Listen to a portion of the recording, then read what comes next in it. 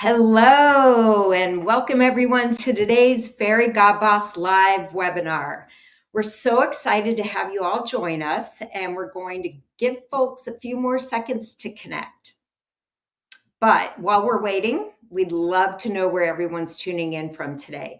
You'll see on the right side of your screen, there's a chat box. So if you feel comfortable doing so, please send a message in the chat saying, hey, and let us know where you're joining from.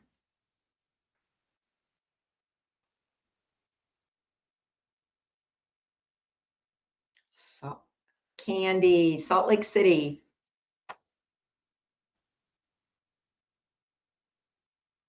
Awesome. Oh, we got a lot of people from all over. I see New York City, DC, Connecticut, Texas. Olga from Santa Monica. Hello. This is great.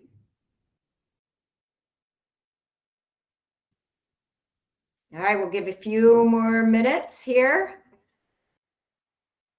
Another from Texas, UK. Awesome. DC, Colorado. All right.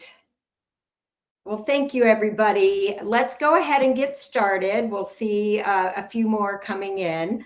I want to first introduce myself. I'm Kathy Schrepferman, Manager of Talent Acquisition at Cornerstone. And before we get started, I do have a few quick announcements. The session will be recorded and shared via email with all registrants. And then during the discussion, we would love to hear from you. We hope you will use the stage chat to the right that you're using now for any messages, comments, and then we will have some Q&A sections. So definitely feel free to add in your own questions that you might have for our panelists. So for those of you who do not know, Fairygodboss, which we've been partners with since about 2018, is the largest online career community for women.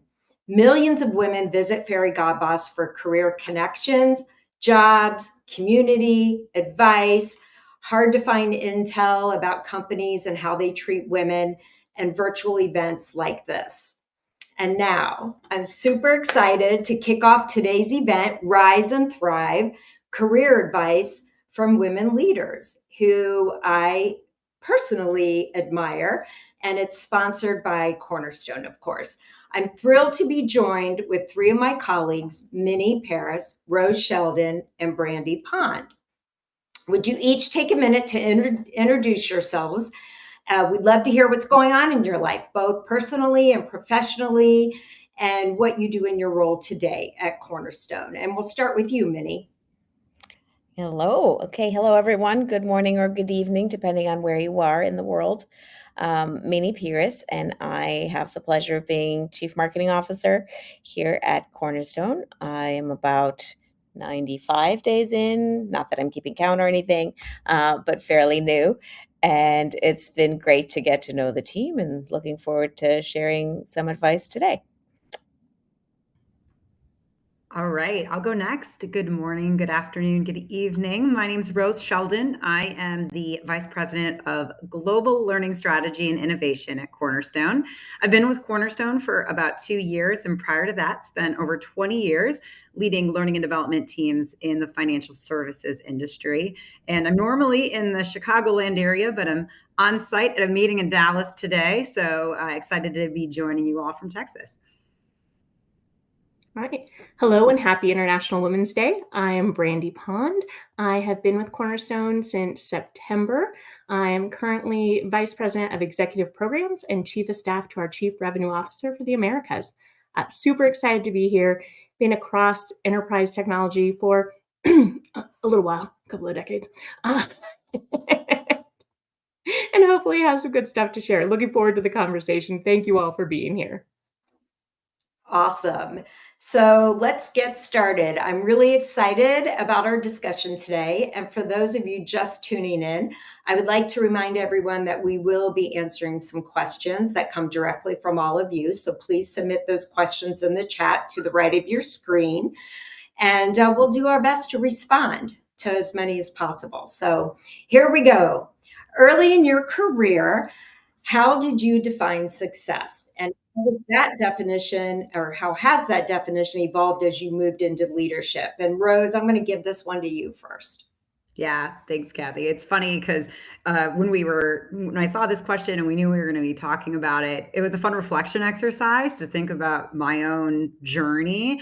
And I am a self-proclaimed person that suffers from straight A student syndrome. And I can remember coming out of college and being in that first job and thinking that if I execute everything assigned to me to a T, then I will get the A plus. And boy, was I surprised the first time I ever had my first performance review, and I was given expected ratings. And I, of course, had rated myself better than expected. And that was a real wake-up call of what's expected to me in the, to be successful in the working world is going to be different. And so it took time and mentorship and good leadership to understand that it's not just about executing the task.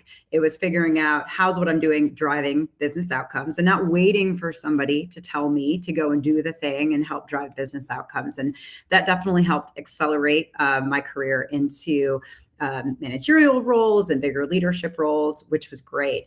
And then it becomes figuring out not just executing, but how do you build the strategy? How do you drive the strategy and moving through those things? And so I know, and I think that we'll all probably talk about the proverbial career ladder a lot today, and all the other things it's not a ladder, and of course, all the things that it is. And that's one of those times that I had to realize that success is a little bit about being on an elevator, especially if you're getting to move through ranks quickly early in your career. You get to those floors fast. And then as you get higher, you have to hang out on that floor for a little bit too.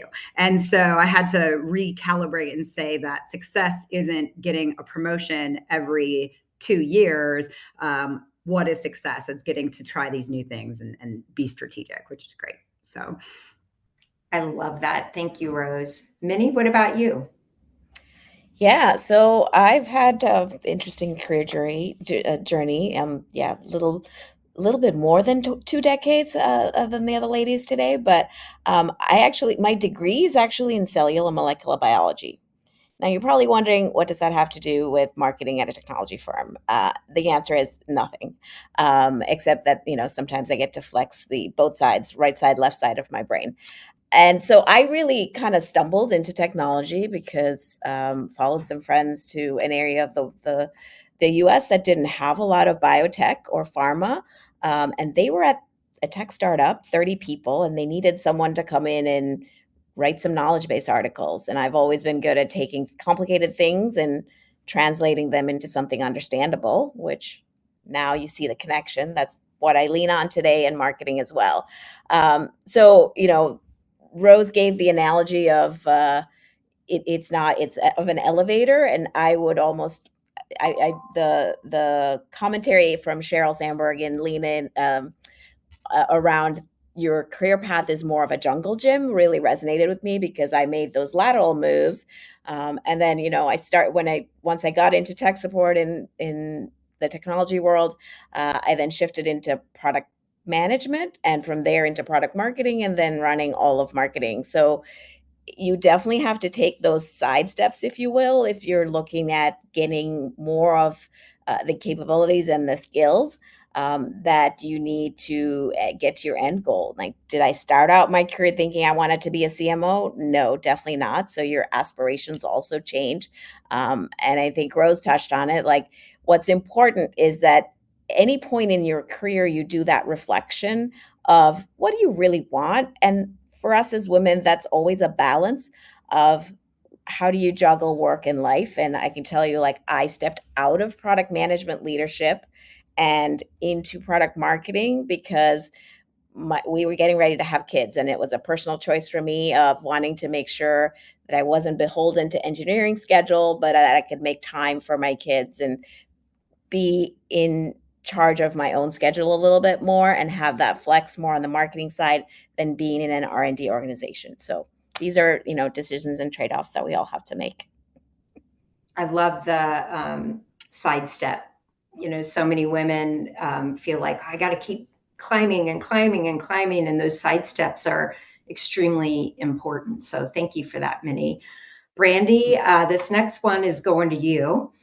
Strategic thinking can feel abstract early on. How do you personally learn to zoom out and understand the bigger picture of the business?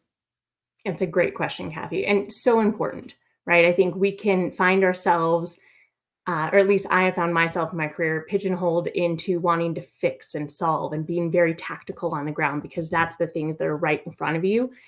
The zoom out is really being okay asking all the questions. Big shout out to the members of my former teams who are on. Thank you for joining us today.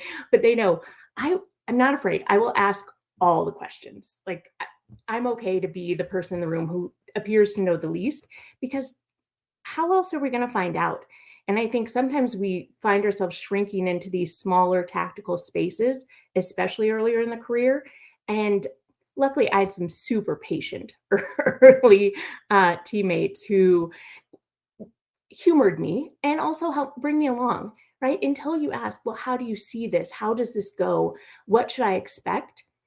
How would we know? Right. I had the great fortune that early in my career, actually my first tech role, I was in a company 4 months before it was acquired. And no one knew what was going on, but I was the only one in the room, usually brave enough to just ask. Right. Because I'm like, maybe these people, this is normal. This doesn't feel normal to me.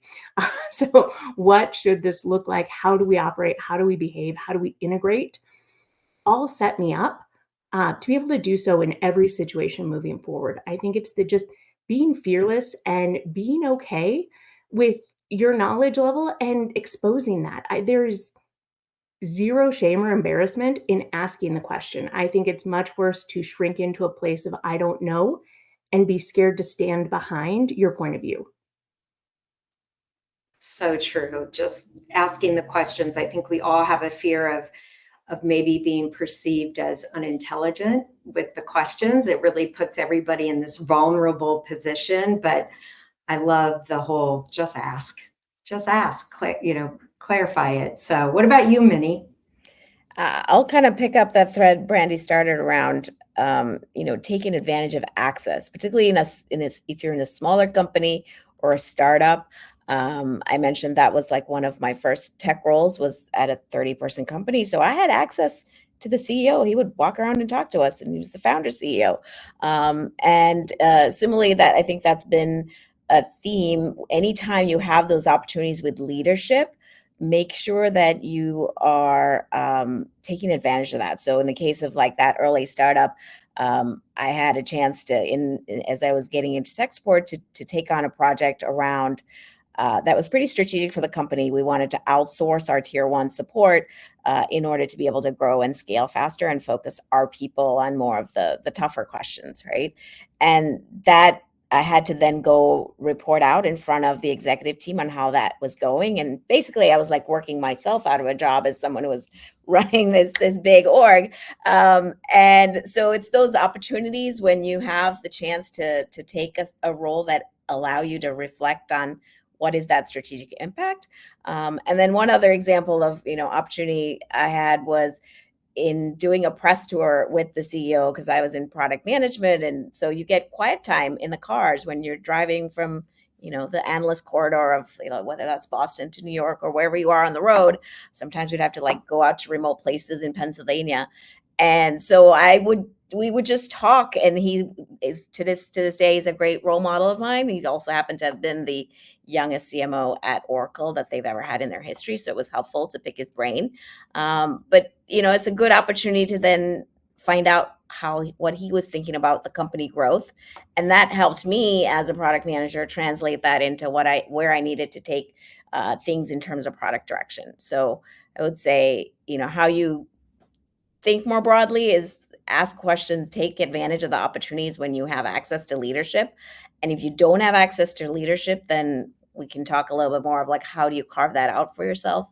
But I think no matter how large or small the company is that you're at, and I can say safely for myself as a leader now sitting in the executive suite, we're all normal people. So if you want to have a quick coffee chat, I always tell any team that I start on, shoot me a direct message on whether it's on Slack or Teams or whatever you're on, or ask me a question about my life. And, if you're struggling with something, chances are you can reach out to that leader and get some advice as well. So take advantage of those opportunities.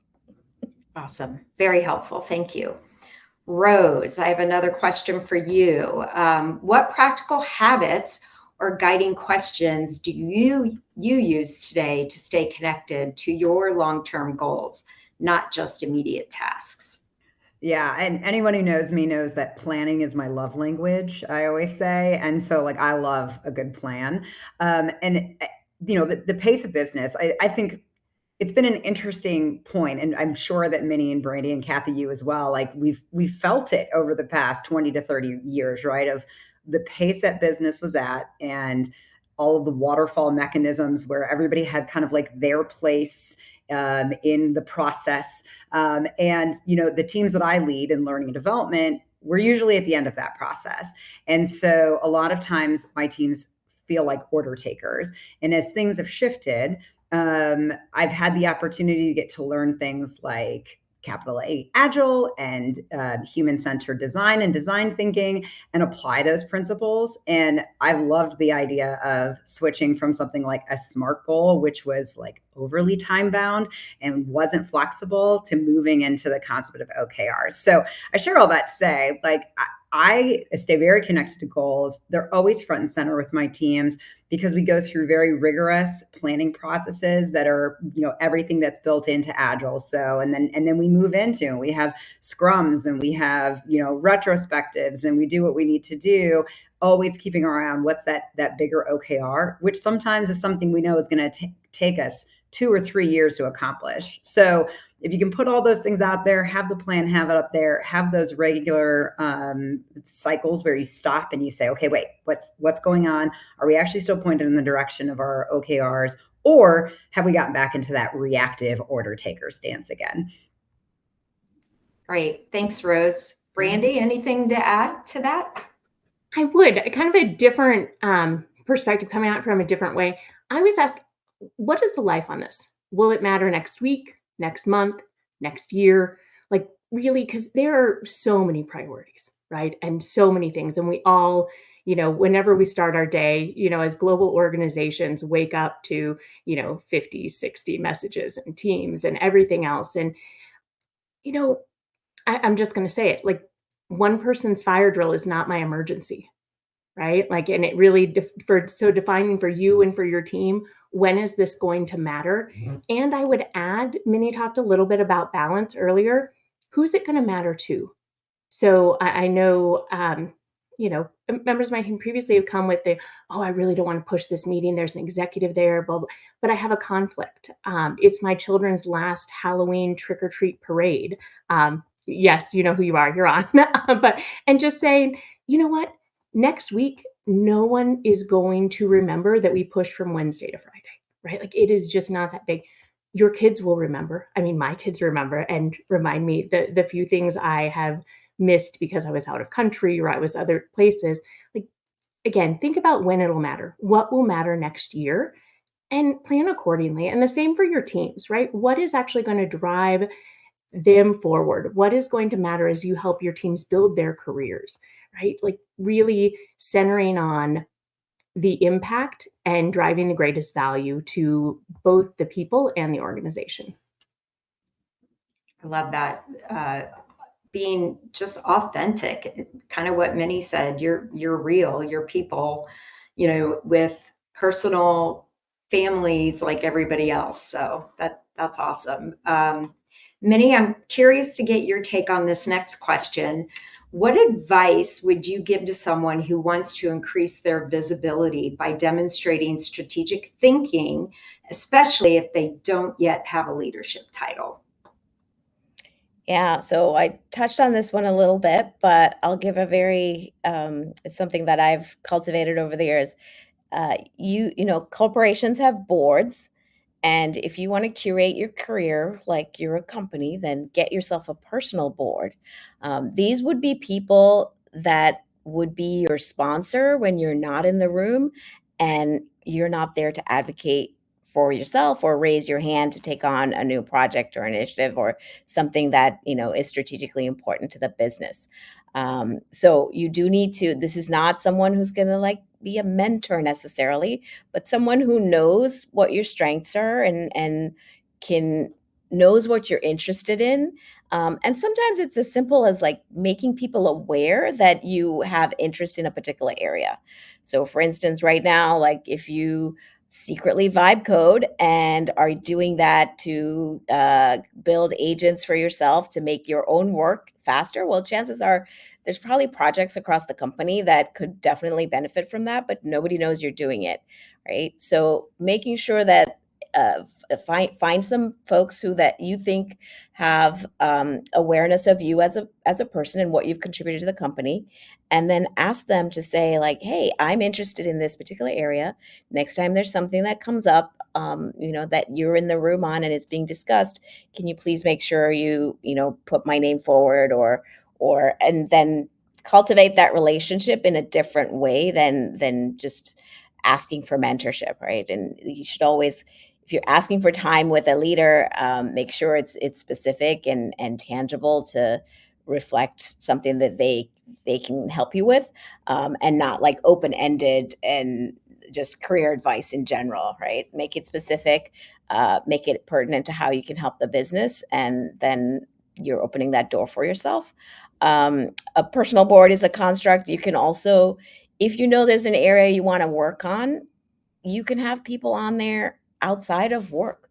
Like on my personal board, I have my sister, my older sister, because she works in public sector. And so it's some of the same challenges that she deals with, but we often talk about like, how do you get buy-in when you're presenting, to a group of folks who may or may not be on your side? How do you navigate those sort of relationships and leadership roles? But also on my personal board is the head of HR from I spent 12 plus years at NetSuite. And so she knew me from a baby IC product manager all the way up to running all of marketing, at the end, reporting to the CEO. And she was the head of people there. And so she's also on my personal board and she knows my strengths, my weaknesses, what I worked on, what I did to get there. And so that's been very helpful as well. Great. Personal board. That's really good advice. All right. One more thing, if I can add. Yes. Always hire smarter people than yourself. This is the one. advice I give new managers in particular, is that you need to find your successor or you're not able to go and take on a bigger project yourself. If you're, I think, Rose was talking about, like, if you're still doing the order taking and like operating at a tactical level because you don't have the team that's going to be able to take those things on and let you uplift, that's also something that's going to end up holding you back. And so that's the advice I give. Like, find your successor and make sure that you're elevating them, and then you can step up to bigger and better things. Perfect. Thank you. Rose. Yeah. Actually, I'm so glad you said that too, Minnie, because I think that's a mistake that a lot of women make, that old school business advice of like, make yourself irreplaceable. Like, no, because then like they won't promote you or they won't put you on that different team because who else can do the job, right? So very good advice. On the like, demonstrating strategic thinking is such an interesting concept because I think one, you've got to stay curious. And I think that's partly like, my job is like, I've always been driving skill development. But it's the curiosity and it's asking questions like Brandy mentioned before, but also like demonstrating your curiosity. So for me, the turning point, I was trying to get to those bigger, more strategic roles. I'd reached like a director level role, but I was trying to get into one of the functions at the company I was working at that touched all over the business. I was just kind of like on an embedded team and I wanted to get to something bigger. And not intentionally, I'd been tasked with this assignment. So this is like 10 years ago. The World Economic Forum has just come out, we're in the fourth industrial revolution and upskilling and reskilling. And my boss at the time just said, what is this and how is it going to affect our department? I'm like, okay. So I go and I start doing research, and I went down a rabbit hole, and I ended up writing basically a white paper for her, because I'm like, oh, like I want to make sure she looks smart in the room, right? And that I'm serving my boss well. And so I give her this paper, and I'm like, all right, so when the head of our area starts asking you questions, here's what you need to know. She ended up passing that white paper on over to the human resources department at the company, who were trying to figure out what the enterprise strategy for upskilling and reskilling was going to be. And I got called into the CHRO's office, and they made a job for me, and they gave me a team, and I got to build that team. And like, that was the next 5 years of my life. And it got me into that role. And it was just out of following my natural curiosity and doing those things. And I look back and I'm like, that's one of those huge turning points, and showing off that I could be a strategic thinker if just you're given the opportunity. I do want to say, though, kind of more on the practical advice, kind of how Minnie ended too. I think there's a lot of things that you shouldn't do if you want to be seen as a strategic thinker. And I think it's stuff that women get sucked into very easily in the workplace. So things like planning the office Christmas party, being Right. the note taker, being tech support, right? And they're all things I can do. Again, I love planning. I love planning parties, but like no one's ever, like, I think we can all agree, when you sit and you do like, calibrations of your teams, no one's ever like, who I'm going to put into my top performers is Rose, because she planned the Christmas party, and it was, Right. like that's, Yeah. it's everybody appreciates it, but And it's what not, a it's not good time actually it that's going was. to accelerate. Yeah. Yeah. No, that's awesome. I love I'm it. going to Minnie, chime yeah. in on the note-taking thing if I could do a huge Yes. +1 there. I often moderate, we have leadership forums, and I often end up moderating working groups.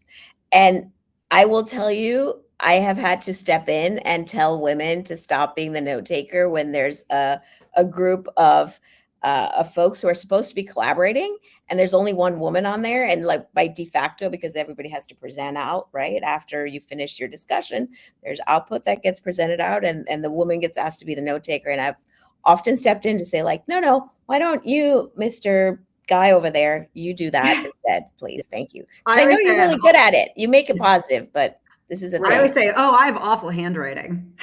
There you go. That's a true story for me. That's my out. Thank you all. Let's take a second and see if we have any questions from the audience. I did see one from Candace. Let me know who wants to take this. It's for those of us who were impacted by layoffs. What is your top suggestion for how to stand out as a candidate for those mid-level marketing roles? That might be for you, Minnie. I actually already answered, I think, in the chat, but I'll say it live. Okay. Look, Yes. hiring managers these days are flooded with applicants, so it is really hard, and I sincerely empathize with everyone that's on the market right now. We are hiring, so by the way, that's why we're doing this. So if you really want to stand out, the way that I find is, and I do this for people who have worked for me, you have to find a connection at the company that you are applying to. So you have to work your network, and you can go 2-3 levels deep. I think all of us in the world today, like, we're aware of what's happening with all of the layoffs that have been going on. And so figure out somebody that can raise your profile internally, whether it's to the hiring manager or to HR, or just standing out from that noise, because I mean, I'm sure Kathy can tell you, like, sometimes we can't even get through all the resumes of people that are applying, because especially for, entry level or mid-level roles. So work your network is my only advice. Rose, Brandy, you both hire people too. I don't know if you want to chime in. And I just to kind of +1 that, Minnie, you're right. We often get 200 to 600 applicants, depending on the role. And I'm probably going to kick myself for saying this, but the extra little touch matters. So if you think you can just apply to a role or apply to many roles, and you're going to get a call, it's going to be a while. Do the extra work to find out who do you think is that hiring leader within that department? And try to connect with them on LinkedIn. And maybe even go as far as to contacting the recruiter that you think would be working on that role via LinkedIn. As much as I hate to say it, when I get personal messages like that, I'm like, okay, I'll take a look at this one, so it's that little extra research you can do of, outside of just submitting a resume, how can I reach the people that are actually working on the role and show that extra effort.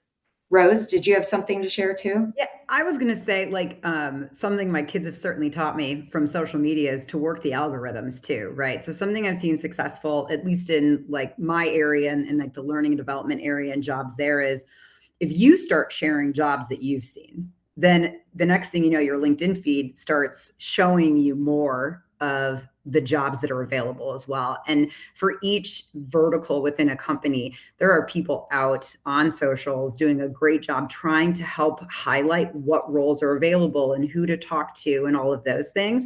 But if you don't work the algorithm, then it doesn't serve you those things back. So that's one thing. The other thing is anybody that is a manager on the phone, if you have the opportunity to hire, as Kathy said, they get inundated with resumes. I take a very active role in all the hiring on my team. And a lot of times I say, send me all 600, right? Like I'll go through because I know like it's often like interesting roles, but we don't hire that often onto my team. And so it's not always easy to read that resume and say, oh, that's one, that's exactly who Rose is looking for. So I take a really active role in it. And, I'll be sitting on the sidelines of a soccer game with my laptop open, like going through resumes and pulling and saying, Kathy, call this one, and being really active with it. The other thing I would add to this, and I know it can be hard when you're in the search for it, but if you are in a role, and build your network before you need it, right? Like always be thinking about and how you develop relationships, because authenticity is also going to open those doors far before there's ever a rec. I mean, I think the little, dirty secret that no one talks about is chances are most jobs have been filled before we ever post the rec, right? Like Woo! that's just the way it goes, because you've either met someone that you're like, I've got to bring this talent to my team because it's incredible and it's a need. Or there is also the build the relationships in companies that you admire or that you respect or that you think you want to be in, because then you're top of mind. And I would say the same thing with the TA team. I met some phenomenal TA people for companies I've never worked with, but every once in a while they'll still be like, oh, hey, we've got this thing and you were top of mind. Like really that network of people and having those relationships. I mean, I can't tell you I can count on almost a full hand of roles that have been crafted by organizations that either I've been involved in developing the roles myself, or they've been roles I've stepped into, because you just have to be clear about what you bring, what you want to do, and how to do that. And when you're in the hunt, don't forget your value. It can be super sad, right? Like there are lots of questions here about the ATS and comments and those things. I just don't forget who you are, right? A layoff does not define your future at all or who you are. And I say that because I was rocked in 2008 by my first layoff, right? I'd been a ladder climber, I'd been doing all the things, and it just my identity was all wrapped up in it. And I would say, don't forget who you are, because that's the biggest value you have. Wow, mic drop. That's awesome. Good point, Brandy. I'm going to take one more question here from Olga. Hi, Olga. In a world that often defines success by revenue, how do you personally define and measure impact beyond the numbers? Ooh, can I take it again? Sorry. Yes, Brandy, go. Feels super passionate. One, thank you, Olga. This is one of those by impact, by the communities you build, by the network you bring, by lifting other people up, right? Some of the biggest compliments of my career have been people who reach out and say, what do you think about this? Can you help me? Like, here's how I measure leadership. Like it's just phenomenal. again, the revenue is great and important. And, again, people like Olga who lead revenue organizations, right? It does become very much part of the metric. But everything around that too, the impact you have to the people, I think is what stays with you. I mean, sure, there's the, club number, the percentage attainment, but really there's also did my time there matter and to who? I don't know. That's what I feel really good about. Go ahead, Rose. And then Minnie will get you. Yeah, similarly, Brandy, like the most exciting thing to me. So if anybody looks at my LinkedIn, you'll see that like I've worked at several different companies. I like new challenges all the time. And I'm always shocked at the number of people when I change companies that reach out that were on my former teams that were like, your team was my favorite team I've ever worked on. If you have any spots open, like please let me know. I'd love to come and work with you again. And that to me is always, I'm like, oh, that makes my heart feel so good because I put so much thought into like, how do I make this the best work environment for the people on my team? How do I help them get to their best? So I love that. And then the other one is, again, like in the nature of my work, it's to help people grow, right? And learn the skills that they need so they can get the job that they want. And so when you hear those success stories too, of, and sometimes it's someone that you mentored and you have the opportunity to sponsor someone, or you just get to help them grow. When you see people, I'll brag for a moment that I just found out that one of my former direct reports from 2 companies ago is about to be named the chief learning officer at a very big company. And she texted me and she's like, this, all because you gave me a chance. And it's like, oh my gosh, it just made my day. So that's real success. Amazing. And for the record, Rose is not going anywhere. She's staying here. I'm here. So don't get any thoughts out there. Minnie, did you have anything to add? I'll just say, I think the characteristic or what I look for if I'm hiring folks is, I have the saying, like, you have to be able to punch through walls.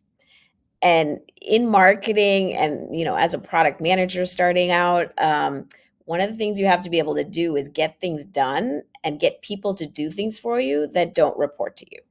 And so that's what I mean by like, you don't take the status quo for granted. You cut through the friction and you figure out a way to make it happen. And so, there are definitely many examples I could give, like me personally, but also I've seen when you see this is what we in leadership like to call the 10X kind of people, right? They come in and they have an impact that is, yes, they hit their numbers, but they also get there faster. They don't take no for an answer.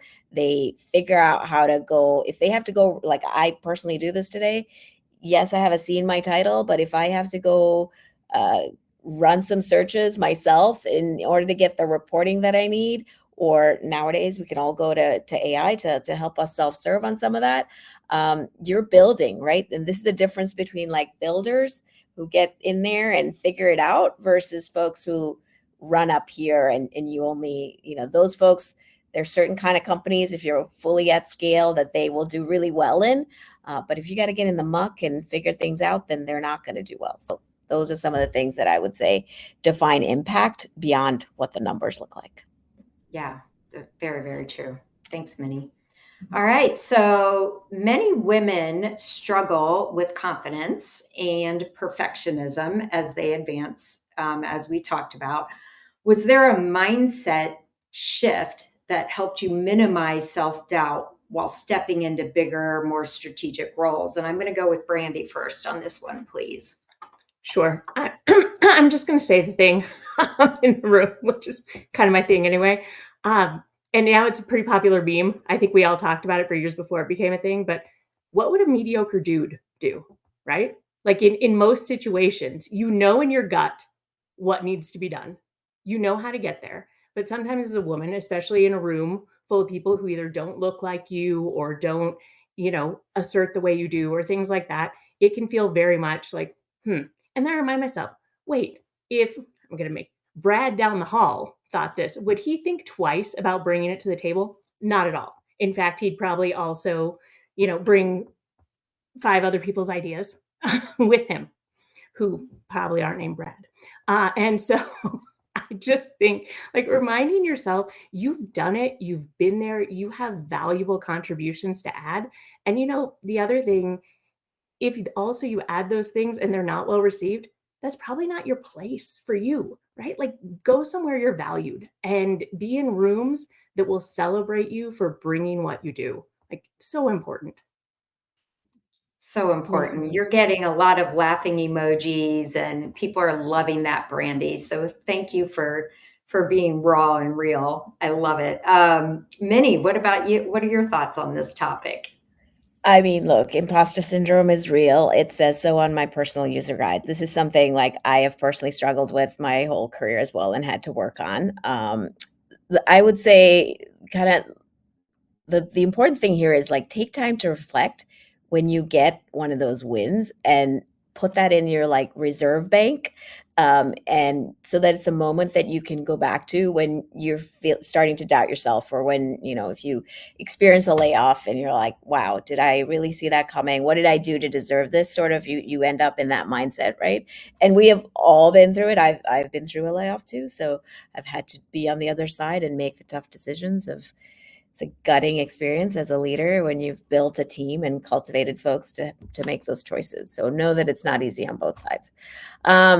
I was lucky to have like some women managers very early in my first two jobs who really helped amplify and elevate things that I was doing. To this day, like one of the things I treasure is my leader when I was a product manager at that startup I mentioned.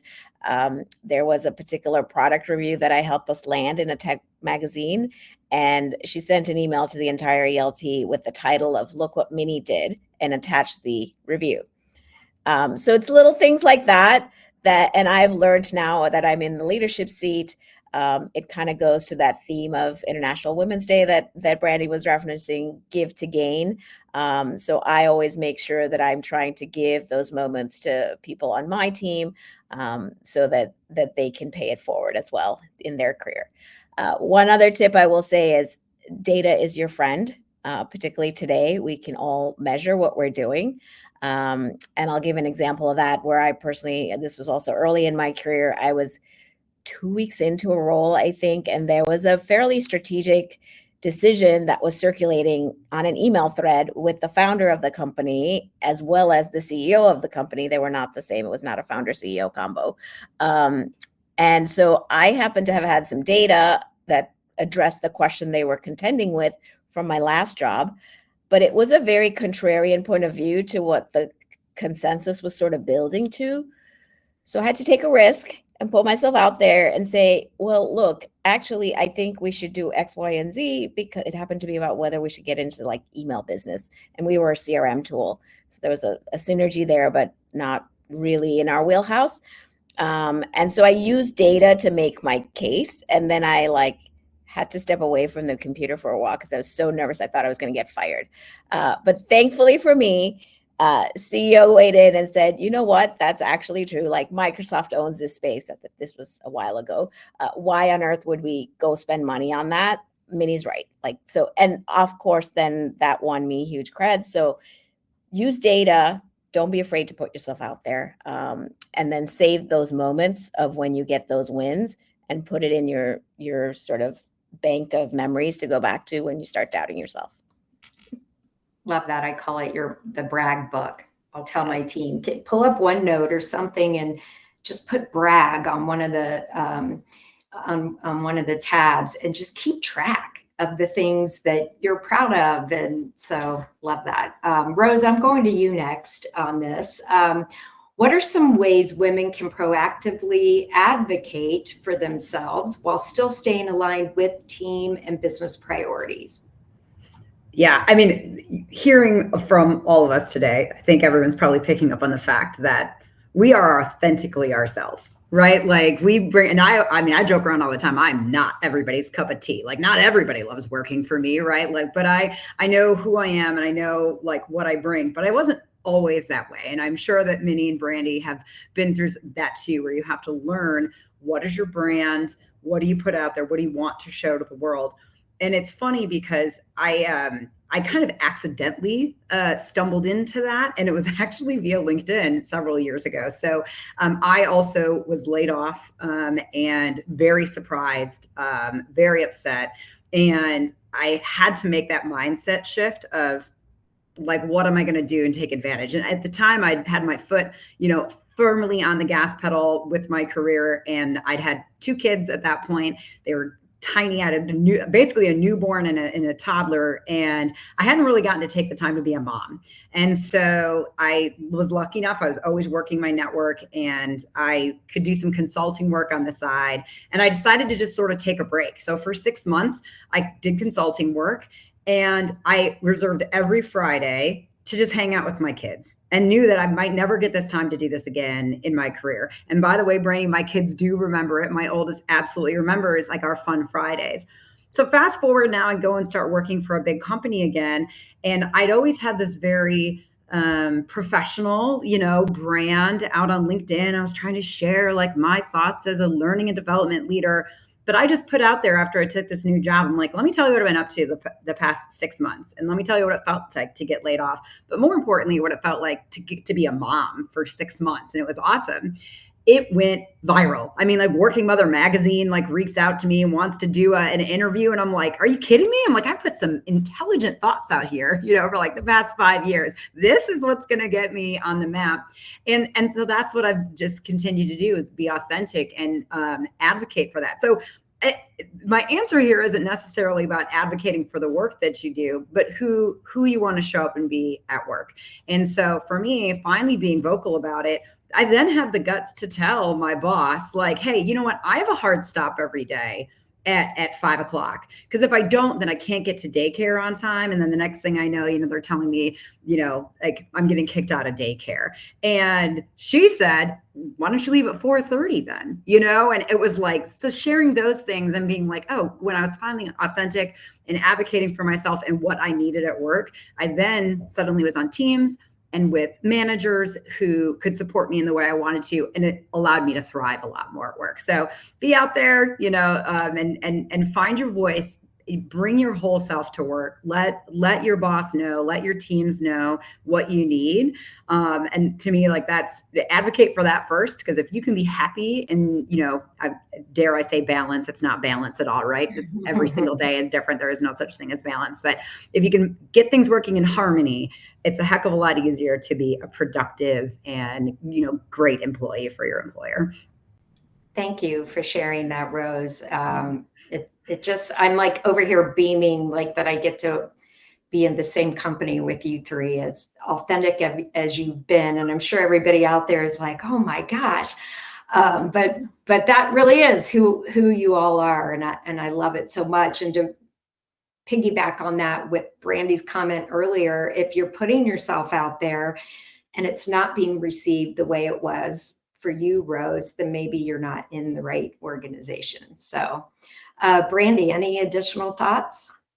Sure. I love what Rose said. And Rose, I love that story, right? Like, and also really, this is what people are, but it is, right? It's what resonates, because it's what mirrors other people's experience, right? When we're trying to be thought leaders and, yes, there are thoughts, but they're not the things we're passionate about. Like, whereas your fun Fridays, right? Like that really connects. What I would say to answer the question, Kathy, is ask. Right? We're all in organizations with amazing people that we see doing phenomenal things. And Minnie brought this up earlier. Ask for their time, be specific, ask for sponsorship. I know throughout my career, women want to help other women who have places to go and want to be there. And not only mentoring, I can say, I'm going to shout out again here, like Bree is with us today. We did some reverse mentoring. Like she taught me a lot by how to see things a different way from a different point of view. Like we have different generational experiences, and it helped me grow and be more thoughtful and considerate. And so that all came from asking great questions and asking for time.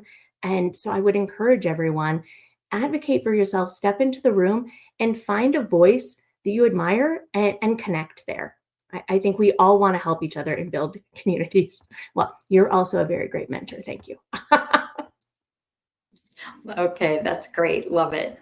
Getting lots of love in the chat. All right, next one will go to you, Minnie. For women at different stages of their careers, early, mid, or aspiring leaders, what is one actionable step they can take this year to truly rise and thrive? So I touched on it earlier, I think, but the one tip I would say is create a personal user guide for yourself. Because if you're not sure what that is, we can make sure we're providing that tool somewhere. But it's basically where you reflect on what you know about yourself, and you have to, this is the hard part, you have to be transparent and authentic, because what you are providing to folks that you're working with is how to bring your best self to work. Like, how do you get the most out of Minnie? I will say at the top of mine is like attributes that without which you wouldn't know who I was. And on there is Mama Bear is an attribute on there. And also on there is this whole like, imposter syndrome piece. So still to this day, as a C-level executive, and it's okay to be transparent about those things, but it does mean you have to put yourself out there. But what I will say is, like, I think what you're hearing, a theme from all of us, if you don't take that time for self-reflection and know what you want, what you are good at, and what you have to work on, then you can't rise or thrive because you haven't done the homework on yourself. And the personal user guide is a great construct to use for that. You can also do your Enneagrams and those sort of things, and where what you're good at today, and it gives you context for areas you might need to spend more time cultivating and grow in. The other thing I already touched on too is, if you don't today have that personal board, that's a great way to get that sponsorship and to make sure that you are surrounding yourself with people that you want to model and emulate and be like when you grow up. Awesome. I'm going to go real quick to Rose, and then Brandy. Would love your one actionable step. Yeah, a conversation I have with people all the time, because you can feel when someone's like disconnecting from work. I'll have what I call the "Are you happy?" conversation, and like it's okay to have that with yourself too. And so first and foremost, don't be afraid to sit and say like, "Am I happy right now? Like happy with what I'm doing?" That could be like the career path that you've been on, the jobs you're trying to get. Like, is this something that's actually going to make you happy? But then, if the answer is no, instead of thinking about what title do I want, what level do I want, what specific job am I looking for, like ask yourself the type of work. And this comes from one of my mentors many years ago when I was chasing titles. And she said, stop it. You need to understand, do you like running the business? Do you like cleaning up messes, or do you like to build things from scratch? She's like, go find work and test those things out.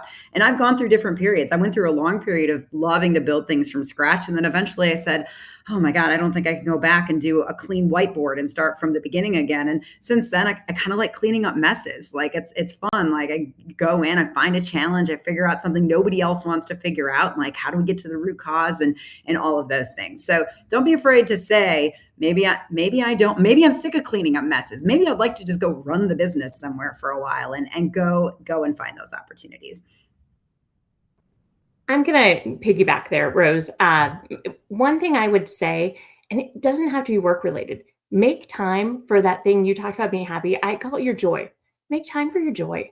Whether it is that on X day you leave early to spend more time with your kids, if it's a personal conversation, I try to schedule, much like the workouts and the other things, like those connection points with the important people to me, whether they be my board or my network or mentees and mentors, right? Like, make that time to do something that lights you up, because not every day at work or in life, right? Let's just be honest, is going to light you up, right? Like Brad's going to come down the hall with his 5 ideas, 3 of which are yours, right? Like it's going to happen. Look, there are going to be those days. But if you have that thing, that spot of joy every day, and you're looking forward to it and it's scheduled, like that's going to make it every day a whole lot better. Love it. Like my yoga on Fridays, scheduled on my calendar. All right, great. So we're down to a couple of more questions, and then we'll wrap up since we only have about 5 minutes left. Fairygodboss has a tradition of asking its panelists the following. What they have observed is that women do not feel comfortable, we talked about this, about bragging or taking ownership of all of the amazing things we do. And so share with us an accomplishment, either personal or professional, that you're most proud of. We'll go Rose, Minnie, Brandy. Yeah, the thing I'm most proud of professionally, I'm a huge risk taker. And I know that sounds like it would be a negative thing, but like companies need people to be risk takers and be innovative. And so like, I'm not afraid to raise my hand and be like, I'll go fail. Let's do it. Cool. I guess that means I'm up. So obviously at this point, got a lot of career highlights. I've 3 IPOs, rung the opening bell at New York Stock Exchange, and got to bang the gavel. Lots of fun things to put on my brag board. I've been on a board already. But I think the thing that stands out for me the thing I've been passionate about is always that like lifting women up in leadership. And so I've had a chance to do that multiple times in my career now. I mentioned I was at a company called NetSuite for 12 years. I was the one who kind of started up the Women in Leadership group there. And then it took on a whole life of its own and is still flourishing today in the early days. And then the other thing, I also carried that forward at a small digital health startup I was at, where we actually started a Women in Leadership Foundation for our customers who were radiologists. And even in other parts, in different sectors, not just technology, this is a real challenge. And that group is called today Rad Equal. And every big conference, they have a get together, and it's like the hot ticket in town that everyone tries to get into. It took on a whole life of its own. So those are 2 things I'm particularly proud of. And I think on a personal front, we've talked about parenting and juggling that, kids and career. My younger son recently finished his high school applications. My older daughter already went through this. She's an 11th grader, so she went through this a couple years ago. But here in California, when you're applying to private schools, you have to do all of it's like worse than college in terms of essay writing, because the parents have to write essays too. But seeing parenting over the years reflected back in the topics that they chose to explore and go deep on in those essays was just a really nice mirror back on how my husband and I have chosen to parent, and what they've taken away from that parenting is always a scary thing sometimes. But it was very gratifying. So I would say those are my 2 highlights. Amazing. Brandy? I love those. Not dissimilar from Minnie. My proudest accomplishments have been the communities that I've built and the teams that I've contributed to bringing together and creating lasting, we use work speak, like these lasting operating mechanisms, but really it was these connections, right? Bringing people together that do similar types of work across big companies and teams. I don't know why they weren't there before, but it was incredibly important. And I still hear from people in the companies that I've been in that's the, Kate used legacy in our chat, but that's the legacy, that these connections and these times and these people, that's sure, I've done some cool stuff, but that's what lasts. Like, that's what I want to be, remembered for, is helping bring people together and lift people up. Love that. Well, I know we are just ending here with 1 minute left. So I just want to thank all of you so much, Minnie, Rose, Brandy, for joining us today and sharing such amazing, real, authentic, great advice. Thank you to all of you who have tuned in. As a reminder, we will be sending out a recording of today's event along with resources to learn more about all of the amazing opportunities we have at Cornerstone right now. And in the meantime, be sure to check out our profile and the jobs on Fairygodboss. And I know we didn't have time to take some questions. If they are job related, I will take a look and I will reach out to you on LinkedIn. So thank you, everybody, for joining us.